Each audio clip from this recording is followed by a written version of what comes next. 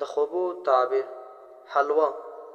حضرت امام جعفر صادق رضی الله عنه فرمایلی دي چې حلوا په خوب کې لیدل ډېر مال دی او پاک دین دی. حضرت مغربي رحمت الله علیه فرمایلی دي چې که څوک په خوب کې وویني چې حلوا خوري نو تعبیر دا دی چې حلال رزق به ومومي. حلوا د چا خوښه او د حضور پاک؟ تاسو ټولو ته تپوس کوم د چا خوښه؟ حدیث کې کان رسول الله صلی الله علیه وسلم يحب الحلوى والعسل.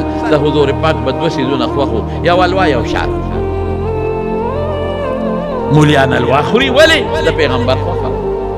مولیان دومره نه خوري څومره چې تاسو یې خورئ. په واده کې چې حلوا پخه شي یو دیګ او دوه دیګه دا ټول مولیان خوري. زه وایم یو پلیټ دوه هغوی خوري باقي خو تاسو خورئ. په مړو کې چې حلواګانې کومې پخې شي ټول مولیان خوري. خو یاره د مولیانو خوښه ده چې د چا په زړه کې د پیغمبر سره مینې ده هغه به خوښوي. حضرت انس وایي حضرت انس وی رسول الله مبارک کدو خوښو. کدو ما سره ناست و کدو ډنګری به یې خوړی. وی ما به هغه ټنګری راغښتی و د حضور پاک مخې ته به مې کېښودی کدو یې خوښو. وی لا زالو احبه چې مې پیغمبر خوښ و نو وی زما هم خوښ دی کدو. د پیغمبر خوښ و زما هم خوښ دی. د پیغمبر د تبعیاتو اتباع مال عبادت دی. نو حلوا د پیغمبر خوښه و زموږ نو تاسو مولا پورې تړلې نو خنداګانې ورپورې کوي.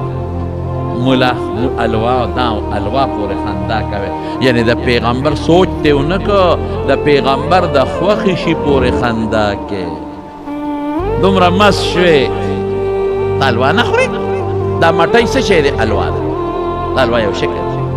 دا ګلاب جامن څه شی دی؟ حلوا ده. دا حلوا یو شکل دی. دا ټول د مټایو دکانونو باندې د اختر په شپه چې راشي دا ورته مولیان ولاړ دي که تاسو ورته ولاړ؟ دا د ګازرو حلوا چې دا ځای په ځای خوري څونه مولیان یې خوري څونه یې ته خورې؟ سوچا نه دی.